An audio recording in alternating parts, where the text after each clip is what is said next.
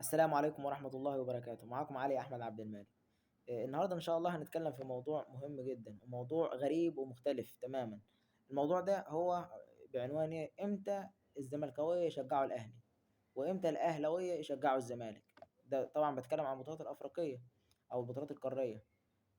أكلمكم عن الموضوع ده بالذات. هو بص، هو ملوش علاقة الموضوع ده بالروح الرياضية وملوش علاقة بالتعصب. يعني مثلا احنا لو قارنا جماهير ريال مدريد وبرشلونه كاقوى فريقين في العالم مثلا، عمر ما جماهير ريال مدريد شجعت برشلونه، عمر جماهير برشلونه شجعت ريال مدريد، عمر مثلا جماهير ريال مدريد ليفربول شجعت مانشستر، عمر ما جماهير مانشستر شجعت مثلا ارسنال. كل فريق بيركز مع نفسه. فموضوع التشجيع انك تشجع فريق غيرك ده، حتى لو بيمثل البلد، ده ملوش علاقه بالروح الرياضيه. انت ممكن تاخد الموضوع كانه كمثلا كصحوبيه، ان انت واحد صاحبك اهلاوي فانت بتروح تشجع معاه الاهلي عشان مثلا كصاحبك كاخوك ككده. فايه الحالات اللي احنا ممكن كجماهير الزمالك نشجع الاهلي فيها، وايه الحالات اللي ممكن جماهير الاهلي تشجع الزمالك فيها؟ عاوزكم برضو تشاركونا رايكم في الموضوع ده. اكلمكم عن نفسي كمشجع زملكاوي وبحب فريق الزمالك يعني. الموقف ده عايز احكي لكم عن الموقف ده. كان في ماتش العودة بتاع ماتش الاهلي وصن داونز. الماتش الاولاني الاهلي خسر 5. الماتش التاني اللي هو العودة ده رحت حضرت الماتش ده مع اصحابي في القهوة وكده، وكنت بشجع الاهلي عشان يكسب ويصعد. هو طبعا ما حصلش، الاهلي كسب اعتقد 1-0 وما ما صعدش، بس انا رحت شجعت الاهلي. رحت شجعت الاهلي عشان صحابي مثلا حبيت فيهم ان هم بيحبوا ناديهم، ان هم بيشجعوا ناديهم. تاني حاجة ان عشان برضو اراضيهم اكتر. تالت حاجه برضو ان كانت الاداره بين الاهلي والزمالك ساعتها، كانت الاداره ما فيش مشاكل بينها، كانت المشاكل قليله، كان الوضع طبيعي في مصر والوضع كويس، ما كانش في مشاكل.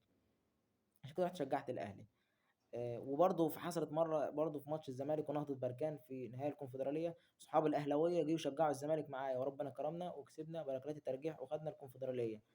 فيعني في امكانيه ان احنا نشجع بعض، بس في حالات معينه لازم نشجع يعني. لو اتوفرت هتساعد اكتر ان احنا جماهير الاهلي تشجع الزمالك وجماهير الزمالك تشجع الاهلي في افريقيا. اول حاجه مجالس الادارات. طول ما في مشاكل بين مجالس الادارات وقضايا وحوارات في المحاكم، طول ما هتلاقي الجماهير بتكره بعضها وفي تعصب ومفيش روح رياضيه، وهتلاقي الناس شاده مع بعضها. فصعب جدا انك تلاقي جمهور الاهلي بيشجع الزمالك، وصعب جدا تلاقي جمهور الزمالك بيشجع الاهلي. ده اول موضوع ان هو تقارب في وجهات النظر بين الادارات. تاني حاجه هنتكلم في الاعلام. الاعلام المصري لازم يبقى محايد. لو الاعلام محايد في مصر عندنا مثلا بيتكلم عن جميع الفرق زي بعضها، بيتكلم عن ايجابيات الفرق كلها وسلبيات الفرق كلها، بيتكلم عن مشاكل كل الفرق، ما بيركزش على مشاكل فريق ويبين ان الفريق التاني ما عندوش اي مشاكل. لو الكلام ده حصل، وان الاعلاميين اللي بيطلعوا على تلفزيون الدوله اللي هي زي اون سبورت مثلا، اون تايم سبورت دي قناه مصريه تبع الدوله، فما ينفعش الاعلاميين اللي يطلعوا فيها يكونوا مؤيدين لفريق معين على فريق التاني، ما يكونوش مؤيدين للاهلي، ما يكونوش مؤيدين للزمالك، يكونوا محايدين. لما انت بتشتغل في قناه الزمالك تبقى خليك تبع الزمالك، لما بتشتغل تبع الاهلي تبقى خليك تبع الاهلي. فلو الاعلاميين بيركزوا على كل المشاكل بتاعت الفرق كلها وبيتعاملوا بسواء وبموضوعيه مع الفرق كلها، فهتلاقي ان جماهير الاهلي بتهتم يعني بتشجع الزمالك، وهتلاقي ان جماهير الزمالك بتشجع الاهلي. احنا اتكلمنا عن تقارب وجهات النظر بين مجالس الادارات، اتكلمنا عن الاعلام. اتكلمنا طبعا عن موضوع في حاجه مهمه جدا. هو ليه الاهلي لما بيشارك في بطوله افريقيا، لما بيحصل على البطوله بيجي يحفل على الزمالك؟ طبعا وانا مالي يا لمبي، على راي المثل، انا مالي يا لمبي. مثلا احنا ممكن نشجعكم في حاله واحده، انك تاخدوا البطوله بس تقولوا ان انتوا كنتوا بتمثلوا مصر وان البطوله دي لمصر، مش تيجي تحفل على الزمالك. يعني ما ينفعش مثلا حد يكون بيشجع الاهلي ويدعم الاهلي كزملكاوي يعني، وبعد ما الاهلي ياخد البطوله تيجي تحفل عليه. طب انت كده مش بتتعامل بالمثل، انت كده بتيجي بتتعصب، يعتبر بتتعامل معامله مش كويسه مع غيرك.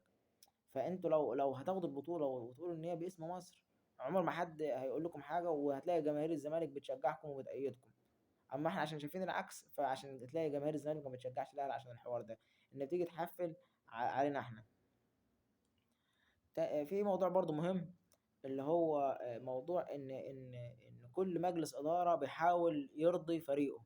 هتلاقي ان الاهلي السنه اللي فاتت فشل ان هو يجيب مهاجم اجنبي زي ما كولر كان طالب مثلا، او في بدايه الموسم كان كولر طالب مهاجم. فكولر فالإدارة ما قدرتش تجيب له مهاجم، فعملت إيه؟ عشان ترضي الجماهير وغضب الجماهير، راحت جابت القندوسي وجابت مروان عطية اللي هو أصلا زملكاوي، يعني جابت مروان عطية اللي هو زملكاوي اللي الزمالك كان بيفاوضه، وجابت القندوسي اللي الزمالك كان بيفاوضه. كل ده عشان إيه؟ علشان تهدي الأوضاع وإن الجمهور يرضى على الإدارة، بدل ما بيقولوا إن هم مثلا الإدارة فشلت في إن هي تجيب مهاجم أجنبي، لا إحنا قدرنا ناخد صفقتين من الزمالك أهو. والزمالك برضه حصلت قبل كده معاه لما جاب مصطفى شلبي مثلا. الاهلي كان عايز مصطفى شلبي، ومصطفى شلبي كان عاوز يروح الاهلي، مصطفى شلبي اصلا اهلاوي، دخل الزمالك في الصفقه برضه خد الصفقه من الاهلي، برضه صفقه جماهيريه. فاحنا لو بعدنا على الحوارات اللي هي ان كل مجلس اداره يحاول يرضي جمهوره باسلوب مستفز للفريق التاني، لو بعدنا عن الحته دي هنبقى احسن، وهتلاقي ان جمهور الاهلي بيشجع الزمالك، وهتلاقي ان جماهير الزمالك بتشجع الاهلي. فكده اتكلمنا في كذا موضوع. اتكلمنا لما الاهلي ياخد بطوله يقول ان هي باسم مصر، فساعتها ان جمهور الزمالك هيرضى عن الاهلي وهيشجع الاهلي. لما يبقى في تقارب بين مجالس الادارات ومفيش مشاكل ومفيش محاكم ومفيش قضايا بينهم، هتلاقي ان الجماهير الاهلي بتشجع الزمالك وجماهير الزمالك بتشجع الاهلي.